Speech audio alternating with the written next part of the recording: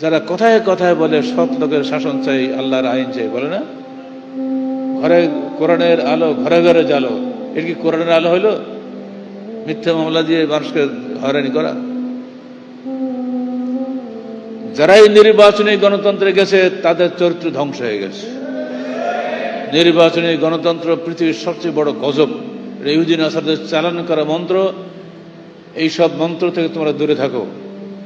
Islamic খেলাফত প্রতিষ্ঠা করার জন্য যেভাবে আল্লাহ পাক মেহেরবানি করে জিয়াউর রহমান সাহেবকে ক্ষমতা নিয়ে আসছিলেন, লতিফুর রহমানকে ক্ষমতা নিয়ে আসছিলেন, আজকে প্রফেসর ইউনূসকে ক্ষমতা নিয়ে এসছেন।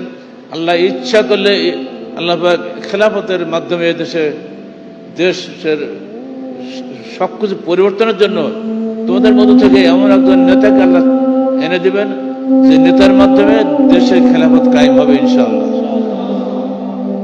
ওয়াজআলনা মিন লাদুনকা ওয়ালিয়্যান ওয়াজআলনা মিন লাদুনকা নাসীরা। আল্লাহ, তুমি আমাদেরকে তোমাদের পক্ষ থেকে নেতা পাঠিয়ে দাও এবং আমাদেরকে তোমার পক্ষ থেকে সাহায্যকারী পাঠিয়ে দাও।